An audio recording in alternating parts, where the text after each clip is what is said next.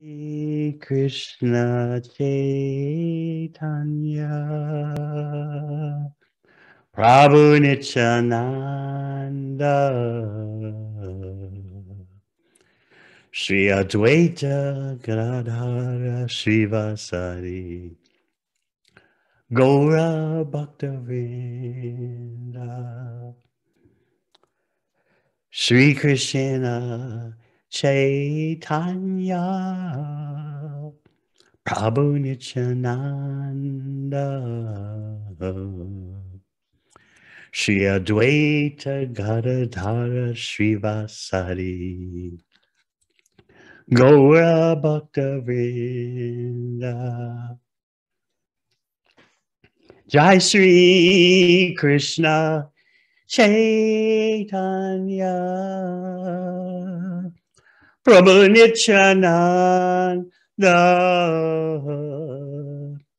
Shri Advaita Gadadhara Shivasari Gaura Bhakta Vrinda Hare Krishna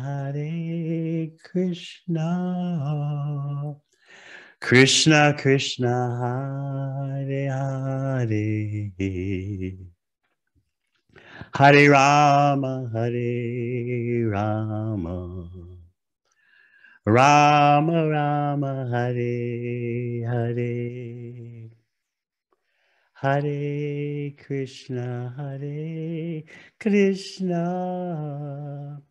Krishna Krishna Hare Hare Hare Rama Rama Rama Hare Hare Hare Krishna Krishna Krishna Hare Hare Hare Rama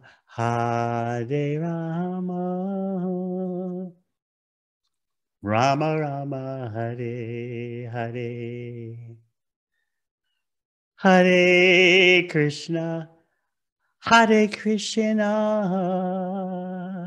Krishna Krishna Hare Hare Hare Rama Rama Rama Hare Hare Hare Krishna Krishna Krishna Hare Hare Hare Rama Rama Rama Hare Hare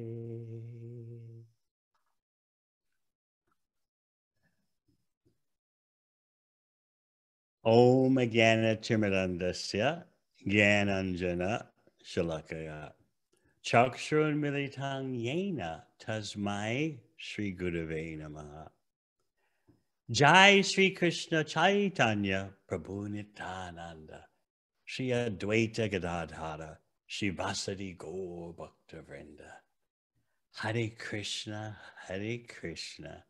Krishna Krishna Hare Hare Hare Rama Rama Rama Hare Hare. We've got a lot of ground to cover tonight. We'll repeat our theme from yesterday, but don't let me get too carried away with it. We want to move right to Vaikuntha and from there to Ayodhya. But it's always good to plant our feet solidly on the theme, which is a verse from the 11th chapter of the 9th canto. We chanted yesterday. The verse reveals how we should move our attention away from the display of power by Lord Ram to his sweetness. Because as you start to focus more on the sweetness of Ram Lila, then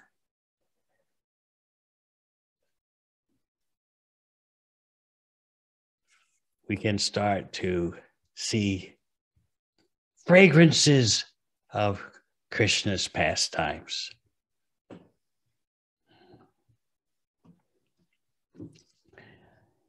Nidam Yasho Raghupate Surayachnayatta Lilatano Adhika Samya Vimukta Dhamnaha Rakshovado Jaladi Bandhanam Astrapugai Kim Tasya Shatruhanane Kapaya Sahaya. Translation. This verse is not only in Srimad Bhagavatam, recited by Shukadeva Goswami, who spoke this 5,000 years ago. And remember, the pastimes of Lord Ram are millions of years ago. The verse is also repeated by Rupa Goswami in his Laghu Bhagavatamrita. Those of you who have sufficiently read several times Prabhupada's Chaitanya Charitamrita and Srimad Bhagavatam, I heartily recommend the BBT rendition of Laghu Bhagavatamrita with commentary based on Baladev Vidyabhushan. And also, of course, tonight we'll be delving into Brihad Bhagavatamrita, another first-class BBT publication, which I call the gold standard for any translations happening after Prabhupada's stay in this world. So we read it yesterday, but we want to go deeper today. The factual glory of the Supreme Personality of Godhead, Lord Ramachandra, who, at the demigod's request, descended in a spiritual form to perform various transcendental pastimes, is not represented by his killing Ravana with showers of arrows, or building a bridge over the ocean, because his essential potency cannot be surpassed or even equaled. He did not need the monkey's help to gain victory over Ravana. So Shukadeva Goswami here is pointing out that the inner reason why Ramachandra's fame has endured for millions of years is not because of his power activities. Building a bridge to Lanka, making the mountaintops and trees that the monkeys threw into the ocean, making them float. And then, of course, his dispatching of Ravana and his allies, the monkey soldiers. When we really want to understand Ram Lila, we look at the character of Ram, which is notable for its humility, tenderness, modesty, in spite of such power displayed. Although, of course, the ultimate standard for power pastimes is Lord Nrsingadev. That's his number one characteristic. But for Ram, believe it or not, it's not the power pastimes, the slaughtering of thousands upon thousands of flesh-eating Rakshasas. This is Treta Yuga, by the way, Ram Lila. No, it's what we talked about yesterday, Britya Vatsala, how Ramchandra has such affectionate dealings with his devotees. And the more you start to focus on that, the more you're able to detect fragrances from the Supreme Personality, the Supreme Personalist, the cause of all causes. Krishna himself, Swayam Bhagavan. So sometimes devotees wonder about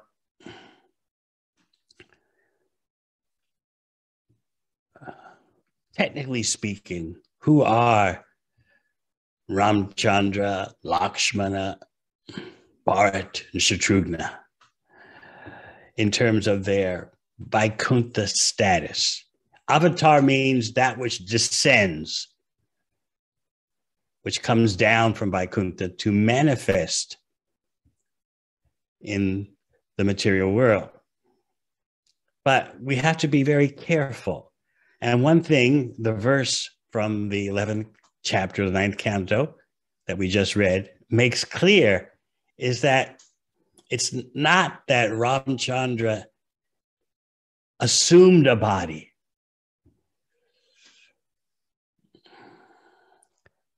Impersonalists, Mayavadis play havoc with this, that the Supreme Brahman has assumed a form of Ramchandra. When the Supreme Brahman becomes in contact with the material energy, a form of made of mode of goodness manifests. So many concoctions like that.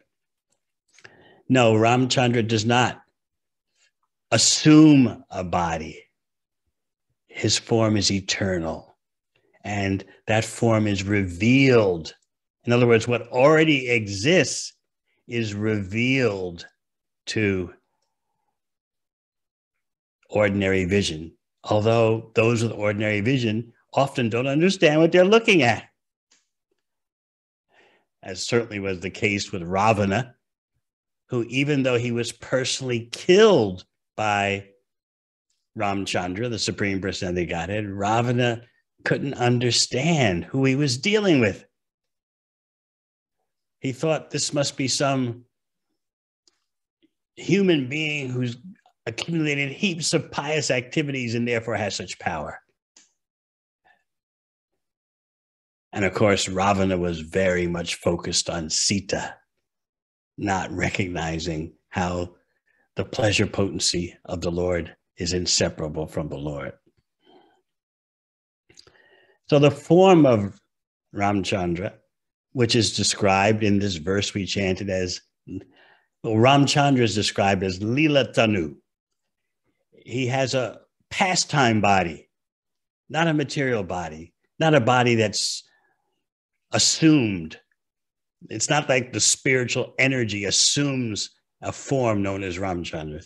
No, that form eternally exists and engages in pastimes. As you know, there is zero difference between Krishna's name, form, qualities, and pastimes. The form is all spiritual. The name is all spiritual. The pastimes are all spiritual. So when the avatar performs his pastimes in this world, although the appearance of the avatar is generally very dramatic, he's always been there.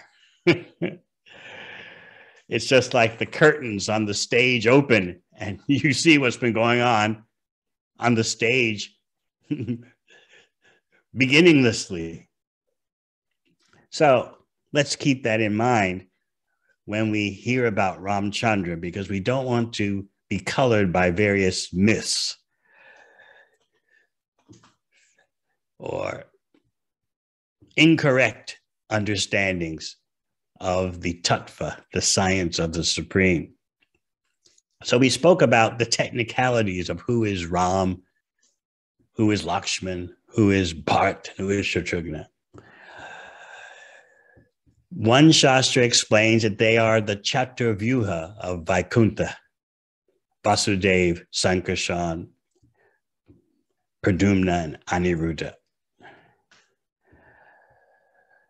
Another Shastra explains that Ram is Narayan and Lakshmana is Anantashesh, and the other two are the chakra of Narayan and the Shankha, the conch shell of Narayan. Now you might say, well, wait a minute, which is it? The acharyas point out it's both, because on different days of Brahma, Ramchandra appears once every day of Brahma. So on different days, the Lord has different ways. He doesn't have to do everything exactly the same every time, like our mundane mind would prescribe.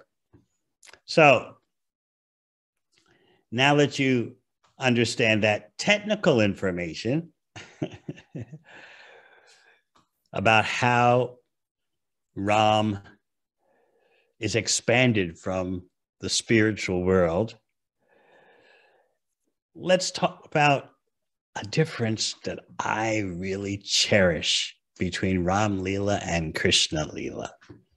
It's contained, what I like to meditate upon is contained in a verse spoken by Bilvamangala Thakur, the great Vaishnava. And he says, Santa Vatara Bahava Pushkara Nabhasya Sarvato Bhadraha Krishnat Anya Kovalateshu Pi Prema Do Bhavati. He says, certainly the lotus navel personality of Godhead has many all auspicious incarnations, but among them, who other than Krishna gives love of God even to the creepers? So what is the meaning of this? There are so many all auspicious incarnations, but why is Krishna distinctive? It would seem that Krishna Lila and Ram Lila, they're the same in terms of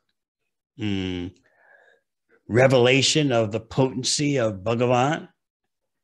But there are characteristics that Krishna reserves only for himself as Swayam Bhagavan. So one way of understanding this is to note that, well, let's look at the trees and plants of Ayodhya. They cried, the trees and plants of Ayodhya cried only once due to the intense pain of the impending separation from Ram. Ram was being exiled. So one time, the trees and plants, in other words, the atmosphere was so saturated with the impending separation from Ram that even the trees and plants were crying. That was one time. But what happens in Braj? Every day the trees and plants are crying, not simply when Krishna is not there, but even when he is there. The hairs of the trees and plants are standing up on end. The hairs on the animals are standing up on end. The trees are shooting sap. They're bowing down, their branches loaded with fruit. This goes on every day in Braj, in the forest, even when Krishna is present. So Bilvamangala Thakur is pointing out, everything is sweet, everything is absolute, but there is a difference. So now, we want to go to Vaikuntha, to Brihad Bhagavatamrita. We find that the cowherd boy, Gopakumar, is a Brajbasi, and he's attached to Madan Gopal, Krishna as Gopal, Govinda. And he's taking a tour. For those of you who don't know Brihad Bhagavatamrita, he's touring the material world and even gets to the spiritual world as he explores different devotees and their different realizations. And at the same time, he's looking for his ultimate goal, Madan Gopal. So now he's in Vaikuntha. And there, Narada Muni meets up with him. You see, Narada Muni is a Vaikuntha devotee who is allowed to witness the Goloka pastimes. So Narada Muni is discussing with Gopakumar about the highest levels of love of Krishna, the highest levels of praying, even Mahabhava. And he concludes that discussion. I have to keep moving now because it's all so nectarian. I just want to savor every drop in one particular verse, but I've got to keep moving. So Narada Muni tells Gopakumar at the end of his presentation about ecstatic love, he says, who can completely describe this special ecstatic state? And it's not even proper for us to do so. Even if the most perfect scriptures were to describe this ecstatic love in detail, there would be a negative effect on ignorant people. Well, you say, well, what does that mean?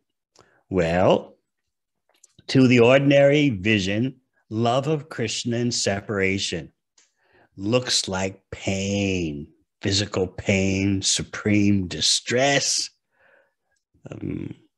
So persons lacking spiritual knowledge will think that bhakti is a miserable experience.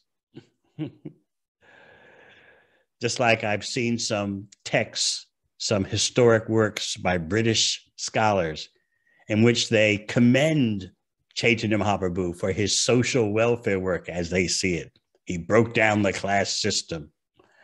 So these British historians write that Chaitanya was doing great with his social reform movement. And then he went to Puri and he lost the plot completely. He became mad, displaying all kinds of strange symptoms. So the historians acknowledge Mahaprabhu's presence, but they couldn't understand. They can't understand what he's about. He's Krishna demonstrating how to love Krishna in separation. So the ordinary person can't understand this. And so they'll become offensive. They won't be inclined to take up bhakti. They'll think, I'd rather be an impersonalist, strive for impersonal liberation into Brahman. I'd rather just perform materialistic karma, punya, pious activities. And so in this way, they won't listen to the correct authorities, those who can explain what is bhakti, because to them, to such unqualified people, it all looks like suffering. In fact, in Chaitanya Charitamrita, Krishnadas Kaviraj Goswami describes that love of Krishna is simultaneously like poison and nectar. Fresh poison and fresh nectar. So the ordinary person with mundane senses will think, well, who wants suffering? Look at what the gopis went through upon Krishna's leaving Vrindavan for Mathura. You call that happiness? So Narada Muni is pointing out that this state that he's been talking about partially to Gopakumar he can't describe completely. And it's not proper to do that because ordinary people would misunderstand.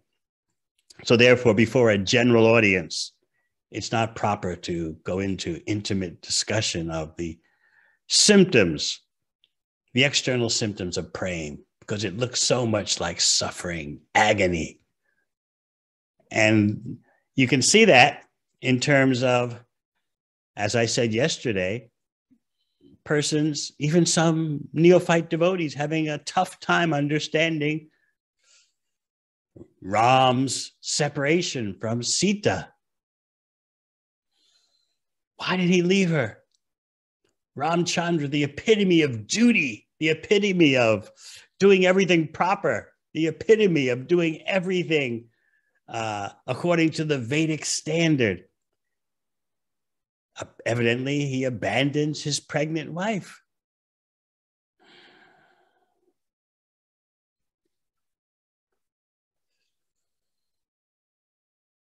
So Narada Muni is saying, if people can't understand Ram and how he's never separated from his pleasure potency, it's just play, transcendental play, and Sita and Ram are relishing feelings of separation, which intensify the love.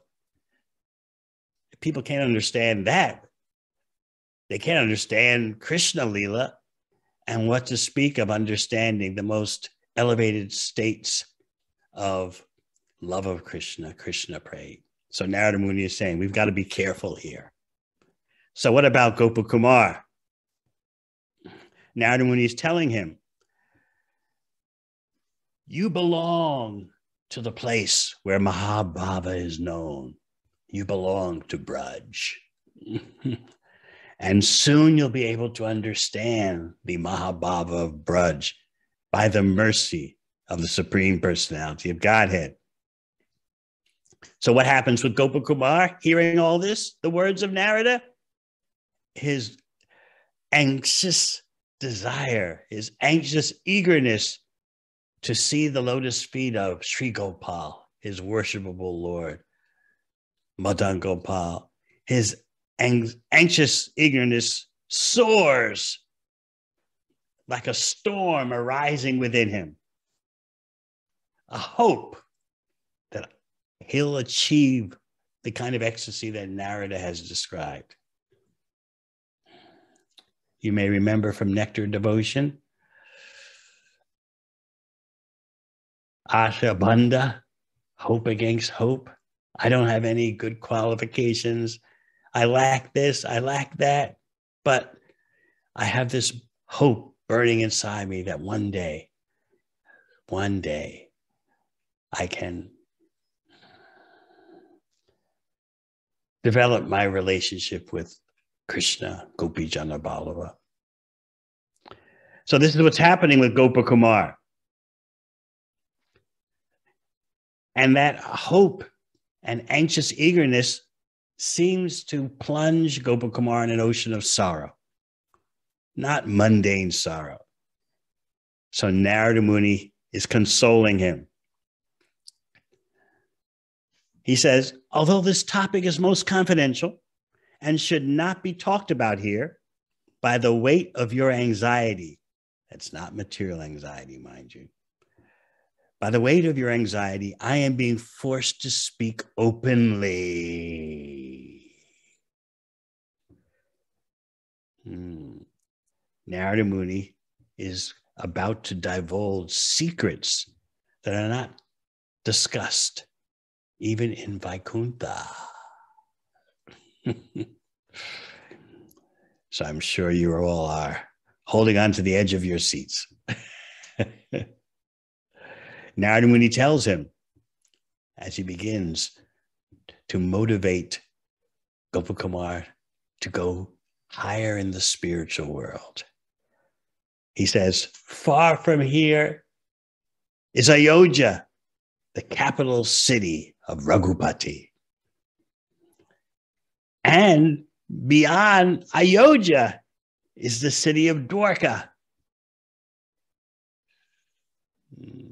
dear to Yadupati, Krishna, the master of the Yadus. And we get a point of information that Dwarka is actually a sub-district of Mathura, and that the residents of Dwarka are mostly Yadavas from Mathura city. Looked at another way, Braj is the forest region of Mathura. So it depends on how you're looking at the situation. Whether from the Dwarka point of view or the Vraj forest point of view, but Mathura plays a key role in between. So Narada Muni tells Gopakumar that when you achieve Dwarka above Vaikuntha, you will actually be attaining Mathura also. So Narada Muni is moving Gopakumar on step by step. You're in Vaikuntha. Let's time for you to go to Ayodhya. And from Ayodhya, you go to Dwarka, which is nearing Mathura. And of course, the ultimate goal of Gopakumar is Goloka Vrindavan.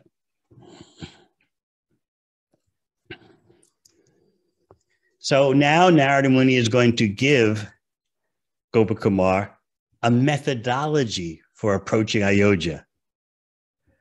And it's a method that is certified by those who have as their only taste the seva of Sri Ramachandra. The idea, because Gopakumar is not a Ram Bhakta, bear in mind, but the idea is that worship of Lord Ramchandra is almost as intimate as Krishna's devotees worshiping Krishna in Dwarka. So for the Ram Bhaktas worshiping Lord Ramchandra, their seva is almost as intimate as the Krishna Bhaktas serving Krishna in Dwarka. The idea is that in Ayodhya, Gopakumar will get training in the higher practices of his participation in lila.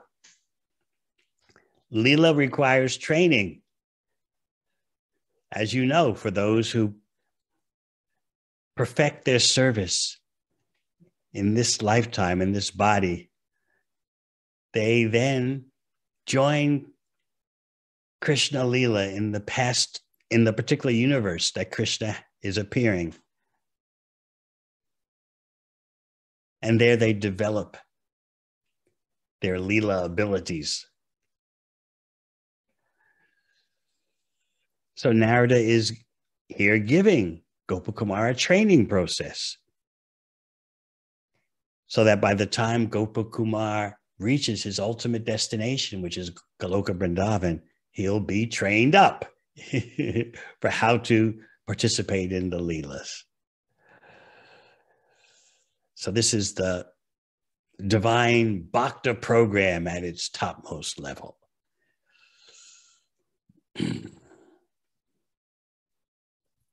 So Narada Muni tells him that it's true because Krishna is Swayam Bhagavan, the source of all avatars. He's avatari. Because it's true that simply by worship of Krishna, you can get everything. It would seem that I'm distracting you, but no, I will give you teachings, special teachings to help you achieve a special taste for the lotus feet of Ram. And in that way, you'll detect a fragrance of your Ishtadeva, your worshipable Lord, Madan Gopal. You'll be able to see in Ram Lila fragrances coming from Swayam Bhagavan. So Narada Muni is not giving contradictory information to Gopakumar. Gopakumar already knows that my target, my life and soul is Madan Gopal in Braj. But the fact is that devotees are ecumenical. They can see their worshipable Lord, Krishna, in Ram's many attractive features. Just like we talked yesterday, so I won't repeat it at length, but we talked about the lotus feet of Ram, so soft, and he's walking in the forest of Dandakaranya, and Those lotus feet are sometimes pierced by thorns in the forest. Similarly, Krishna walks barefoot in the forest of Vraj, and devotees, gopis in the village are meditating on those feet. Oh, they're so tender. Even if they touch a leaf, the feet will turn colors. Although a fresh grown leaf is so soft, but Krishna's lotus feet are so soft. And we've heard how Ramchandra's lotus feet in some ways couldn't bear the touch of even Sita Devi's lotus hands. So these are characteristics shared by both Ram and Krishna.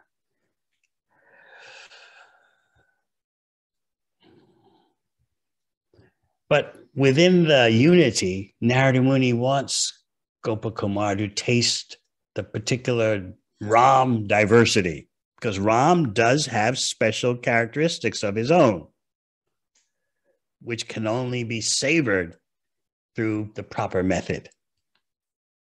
So now Narada is going to instruct Gopakumar in that proper method of worshiping Lord Ramchandra. So he tells him, it's all about the chanting. I want you to start chanting, O Sitapati, husband of Sita. O Raghunath, lord of the Raghu dynasty. O Lakshmana Jesta, O older brother of Lakshman. O Hanumat Priyeshwar, O dearest master of Hanuman. And while you're chanting like that, Narada Muni is telling him, remember the qualities, beauty, and power of Lord Ram as revealed in the Shastra. So again, more prominent in our consciousness, more prominent than Ram's power pastimes should be his pastimes showing shyness and humility, modesty, and his affectionate, tender dealings with devotees.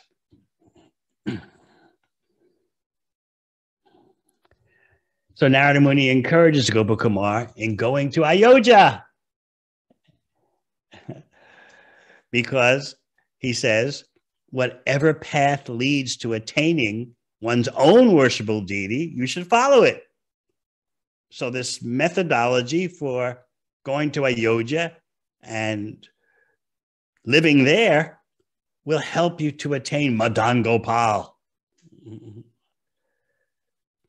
And so the rule is, yes, you're exclusively devoted to Madan Gopal, but you should be very attracted to anything which just gives off the slightest scent, the slightest fragrance of your worshipable deity. So therefore, I'm sending you to Ayodhya so you can appreciate Lord Ram's special characteristics in the context of your overarching attachment for Madan Gopal. Very interesting, isn't it?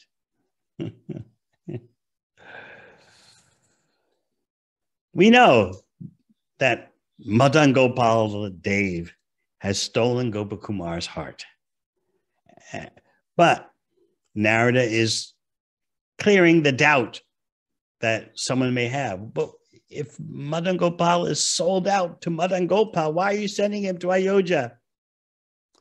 So Narada Muni, as we explained, is pointing out, it'll help you because there is the fragrance of Swayam Bhagavan there in Ramchandra. So go. Progress through stages, first to Ayodhya and then to Dwarka. And ultimately, Gopakumar will achieve his worshipful Lord Gopala Dev. He had already achieved Lord Vishnu by the mercy of Lord Shiva. That's why he was in Vaikuntha. So Narada Muni is saying, in the same way, by that mercy, you'll go to Ayodhya and then to Dwarka. So Narada Muni is showing confidence that by Gopakumar's meeting Lord Ramchandra, Gopakumar will attain his perfection.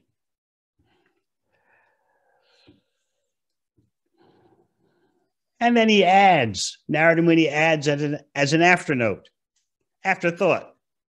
if after you've seen the lotus feet of Sri Ram, you're still hankering to see your Lord Madan Gopal, be assured that Ram, because his heart is so soft and overflows with compassion, be sure that Ram will send you to Dwarka.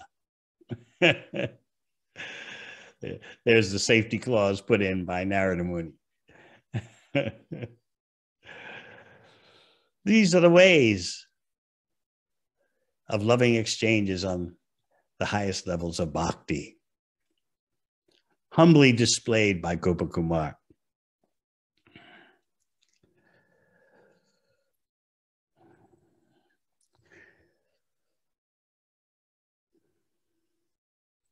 So now the question is not whether Gopakumar, should go to Dwarka, but how to get there as soon as possible. And Narada Muni is saying, first go to Ayodhya.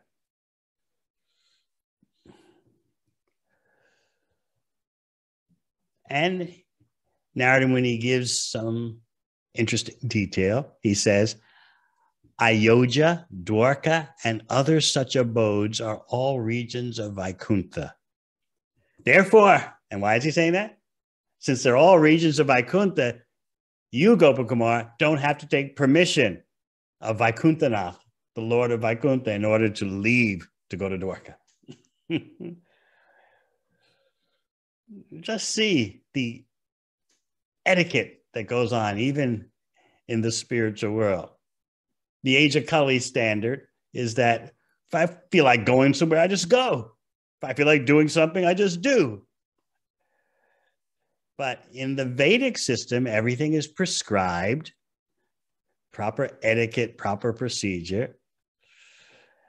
And you see, even at the level of attaining the goal of the Vedas, Gopakumar is in the spiritual world. He's in Vaikuntha. Still, there's a proper way for doing things. And so Gopakumar is concerned. I should take leave of Lord Narayan, who's shown such mercy to me. But Narada Muni is preempting him, saying, no, you don't have to take permission. Everywhere you're going is Vaikuntha. Whether Ayodhya, Dwarka, what have you.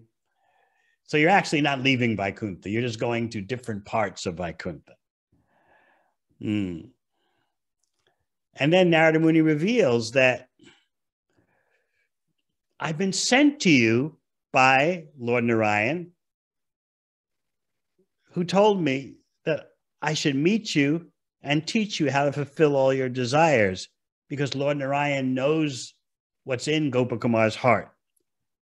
He knew that Gopakumar was dissatisfied even by living in Vaikuntha, spiritually dissatisfied. It was not his original constitutional position. The awe and reverence of Vaikuntha, the extraordinary opulence. So because Lord Narayan knew Gopakumar was not transcendently satisfied, he was not in his right place, he sent Narada Muni to move him on. It's amazing, these workings of the spiritual world, isn't it?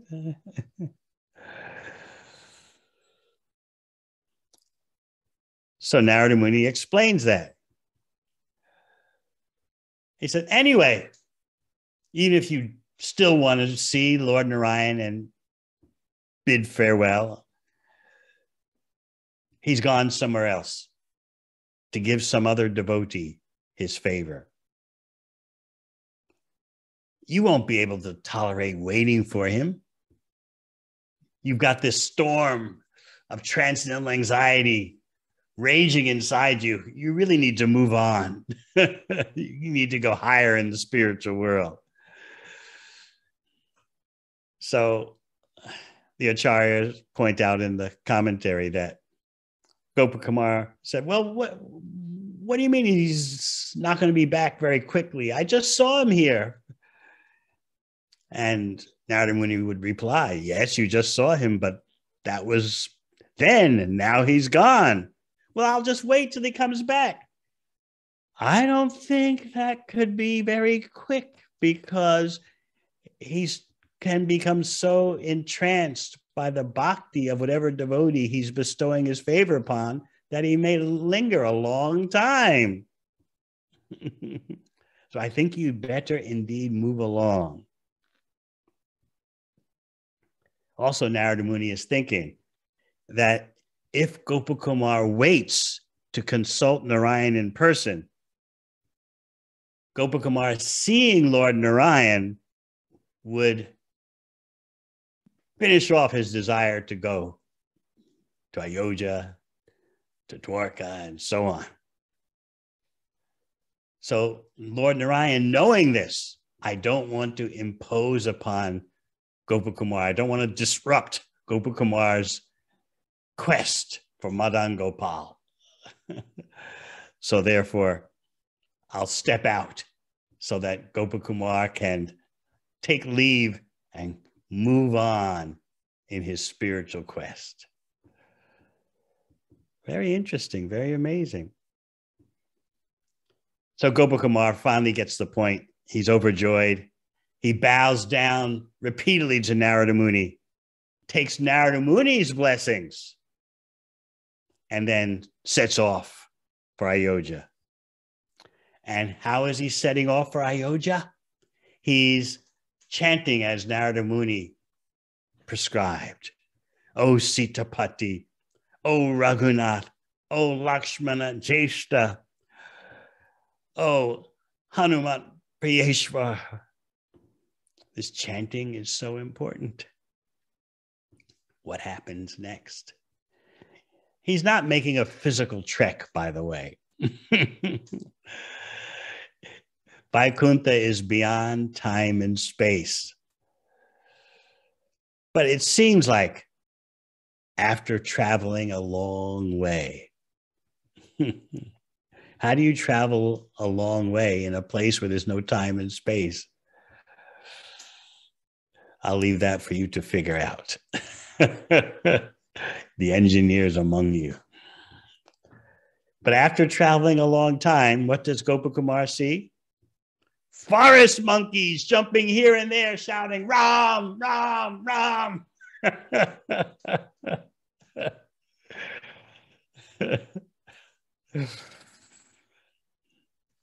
The forest monkeys surrounded Gopakumar, who's dressed as a Brijbasi cowherd boy, carrying a flute. So the monkeys, they keep trying to grab the flute, take it away from him. Even today, monkeys are known for grabbing things and running away, even eyeglasses of devotees. So why were the monkeys grabbing the flute? The acharyas point out that it could be that they couldn't bear that someone was a devotee of someone other than Ram. So they're, give us that flute. You're in Ram territory. But it also could be that the monkeys, the acharyas say, were extremely attracted to the flute. So Gopakumar proceeds with the monkeys. And then he sees some human associates of Lord Ramchandra. And they look more beautiful than even the residents of Vaikuntha, the four-handed residents of Vaikuntha, who had that perfection of sarupya, having bodily forms the same as Lord Narayan. So Gopakumar comes upon them and he's stunned. I've never seen any person so beautiful. He was bowing down to them and showing such respect to them. But they didn't really appreciate that. So Gopakumar realizes, I can't behave with these Ayodhya men the way I did with the residents of Vaikuntha, because these Ram Bhaktas in Ayodhya, they don't allow me to show any respect. They're so humble and modest.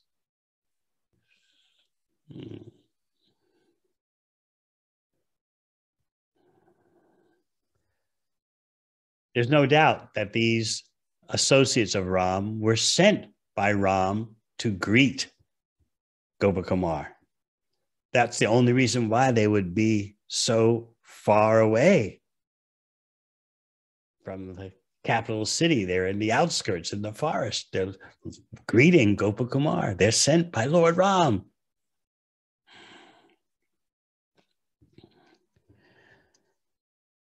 So then, first, Gopakumar sees Bharat on his throne.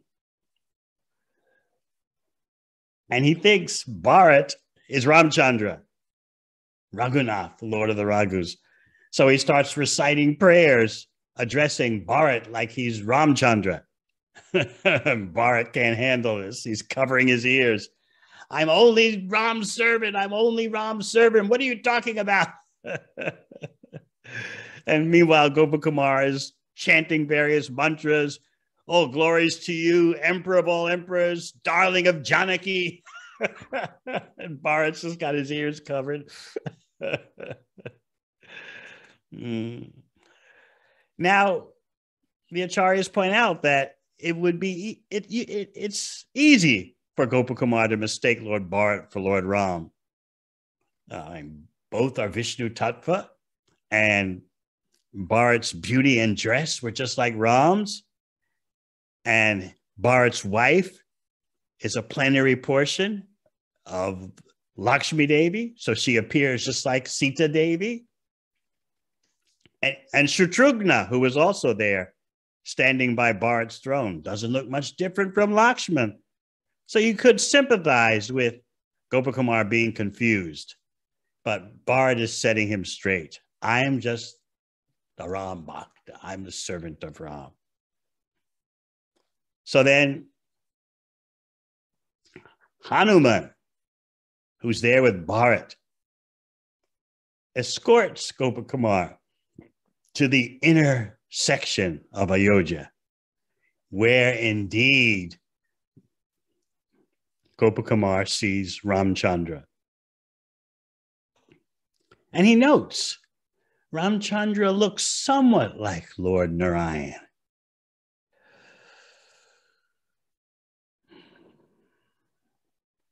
But actually even more beautiful than Lord Narayan. And he's known to be the best protector of the citizens of his kingdom. Srimad Bhagavatam says that Ram treated all his citizens like a father would treat his children. And again, the prominent qualities of Lord Ram that leap into the foreground are his modesty and humility, so delightful. So again, here we are thinking that the foremost qualities of Ram are power, killing thousands of Rakshasas and killing Ravana and Kumbhakarna, but no. His humility, his modesty, and his strict adherence to all the Vedic standards and obligations. We're going to get back to that because I'll give you a premonition, a hint. Well, no, I won't.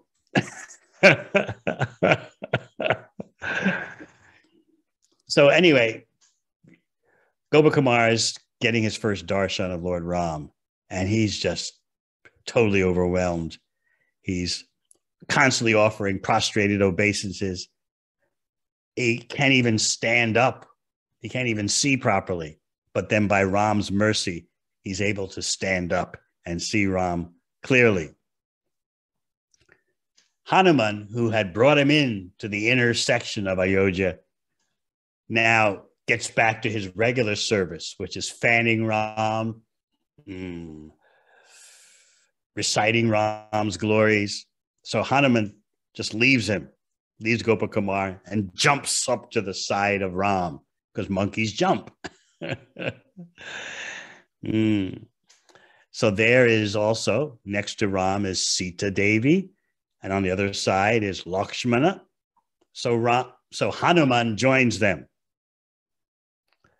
to continue his eternal service. He does whatever gives Ram the most pleasure.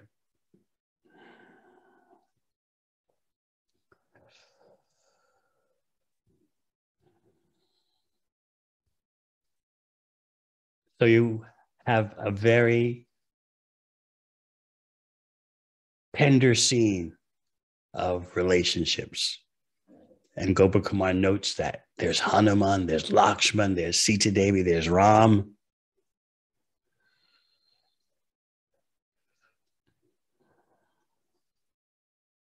He sees Sita Devi offering Ram betel nut to chew. And he's amazed to see Hanuman doing so many services. Sometimes Hanuman's fanning Ramchandra. Sometimes he's singing his glories. Sometimes with folded palms, he's praising Ramchandra with prayers of his own composition. One moment he carries a white umbrella. Another moment he massages Ram's feet. And yet another moment he does several kinds of service all at once without being in the least fatigued. So Hanuman is the original multitasker.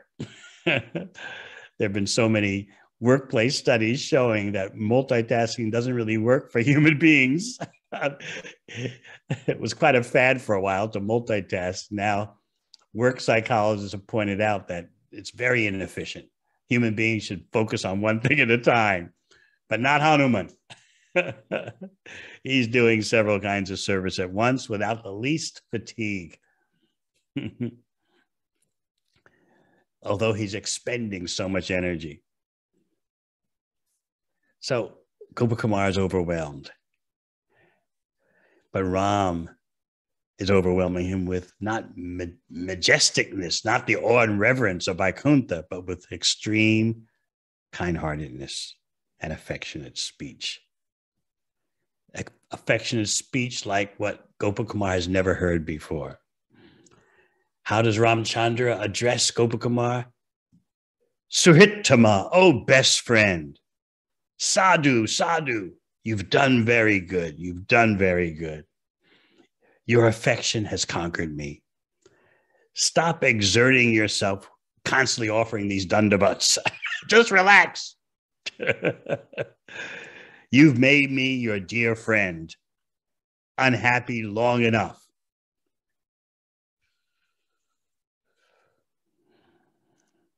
So Ramchandra asks him, stay and rest for a while. At least, though, he says, Gopakumar, stop offering so many dandavats and official prayers. So you see, we've moved on from Narayan and Vaikuntha. Ramchandra considers Gopakumar a close friend. Ramchandra tells him, please get up from the floor, get up from your prostrated dandavats. May there be all good fortune to you. Give up this formal respect. You're my friend. I'm always controlled by pure love, such as what you are showing. This is Ram. This is the real glory of Ram.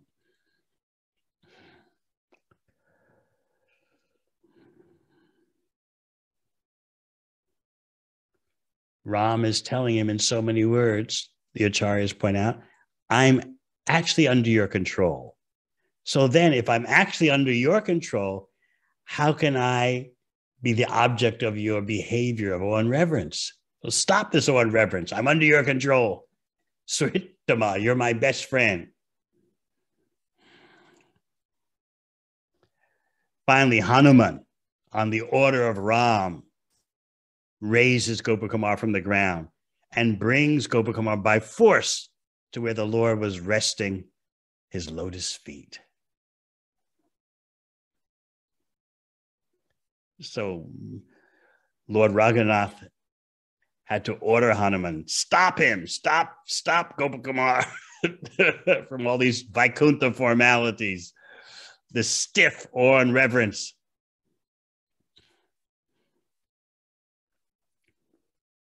Now Gopakumar is starting to think. I've never been so fully satisfied, although I've been to all parts of the material and spiritual universes. This is beyond what I could ever hope for. So, dressed as usual as a cowherd boy, he stayed in Ayodhya for a while, overwhelmed by the fullness of the ananda he was tasting. So in Vaikuntha, Gopakumar served Lord Narayan by fanning him and pushing his swing. He now served Lord Ramchandra for some time in Ayodhya. But remember, he's supposed to be on his way to Dwarka and points beyond. But Gopakumar had become so enchanted, so overwhelmed by the Ayodhya experience that he forgot everything. He's intoxicated by the natural ecstasy at the lotus feet of Ramchandra.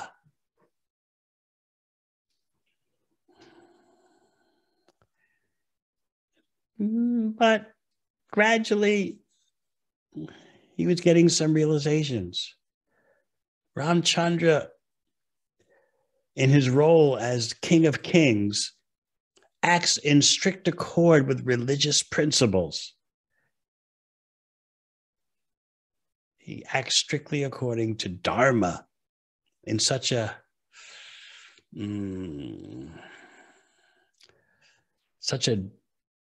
dedicated way.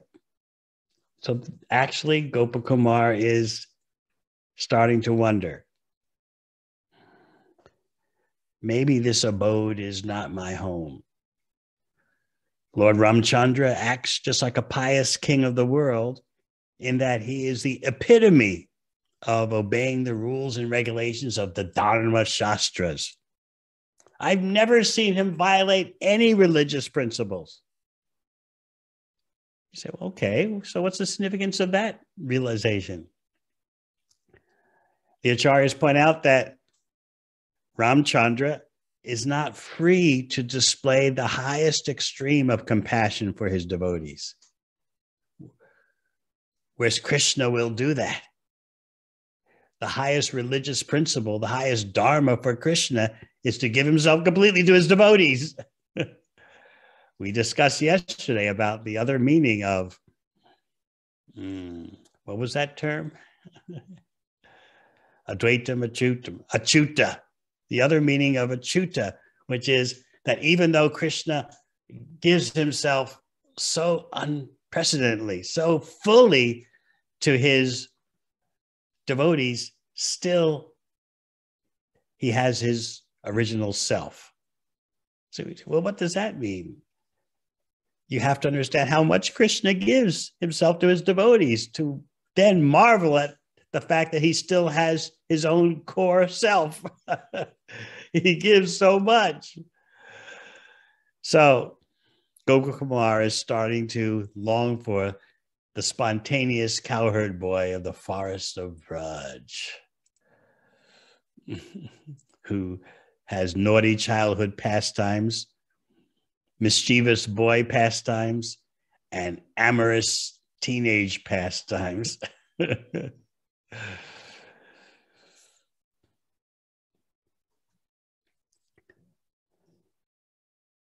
As Gopakumar himself says, I did not see the unique sweetness that I found in the playful pastimes of Madan Gopal. Nor did I find the special mercy. What does that mean?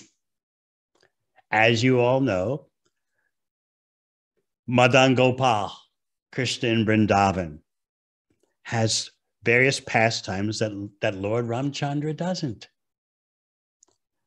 such as the flute playing that can attract the whole universe and enchant the gopis.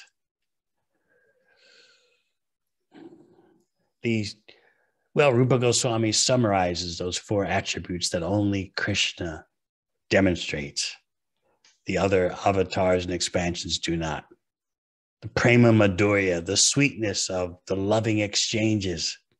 The lila madhurya, the sweetness of the pastimes.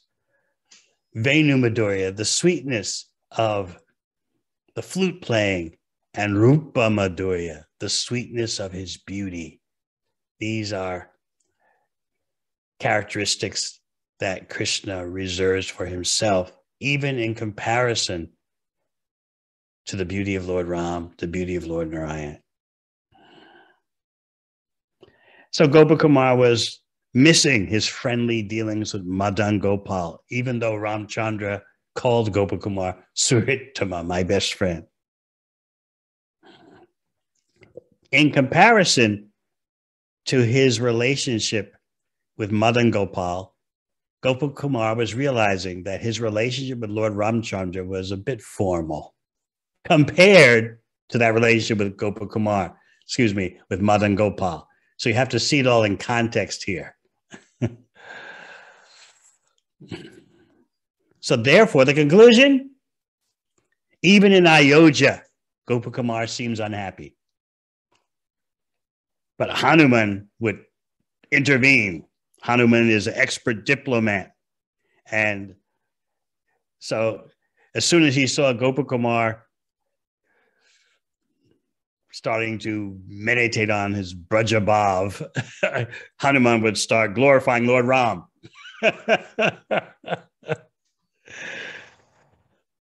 Gopakumar, think of Ram's humility, Ram's simplicity, his respectfulness, all Ram's sublime qualities. And then Gopakumar would be struck with astonishment. Yes, yes, yes. And then he would look upon Lord Ram with great love and see in Lord Ram the aspects, the features, the qualities of Gopakumar's own Madan Gopal.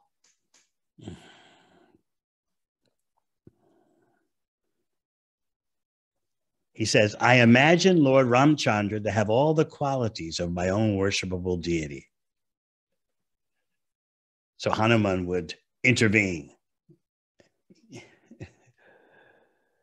Even more so, Hanuman would, so to speak, save Gopakumar from running away to the land of Braja. From Hanuman's point of view, I'm saving him, I'm keeping him for Ram. You have to understand all this with some maturity. You're not dealing with material nature or material comparison.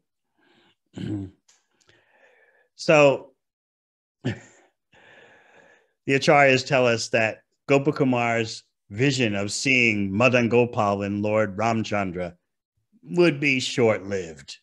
It wouldn't stick around for so long before Gopakumar would start hankering again and again for the sweet life of Braja Bhumi. And then he would start thinking, I got to leave Ayodhya. And Hanuman, looking at his face, would notice, this transcendental disappointment's creeping in. I've got to save him. I've got to keep him in Ayodhya. So because Hanuman is, as we said, an expert diplomat, he knew how to speak to Gopakumar so that Gopakumar would stay for a long time and wouldn't leave.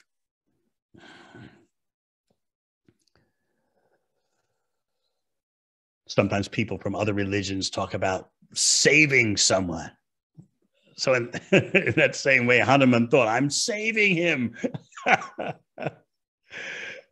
I'm keeping him in Ayodhya.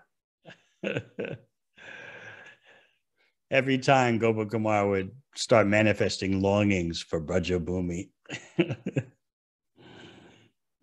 But Ram, just as Narada Muni predicted, remember Narada Muni's prediction? That if Gopakumar got waylaid in Ayodhya, surely Ram himself would intervene and send him on his way, move him on. And that's what's happening now. Ram, with that special quality of tenderness and compassion, who knows everyone's mind, with words of gentle affection, ordered Gopakumar, go to Dwarka and be happy. And not only did Ram send off Gopakumar to Dwarka, but he said, Jambavan, remember Jambavan, king of the bears? Go with him, escort him out of here.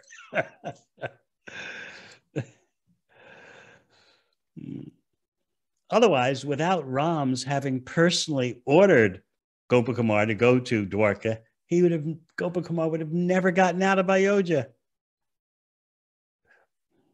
Ramchandra understood this devotee is a worshiper of Madan Gopal. Look at him. He's dressed as a cowherd boy. He's carrying a flute even in Ayodhya. He did that even in Vaikuntha. He didn't change his dress. So even though he's tasting supreme ecstasy here, and even though Hanuman is personally counseling him as his mentor, still he needs to go to Dwarka. I rarely send anyone out of Ayodhya, but for the happiness of this devotee, I'm moving him on.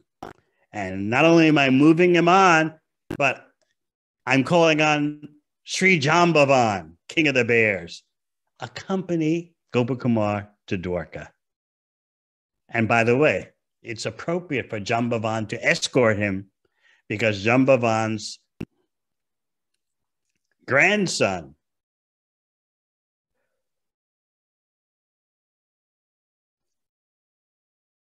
somehow or other he's related to Samba.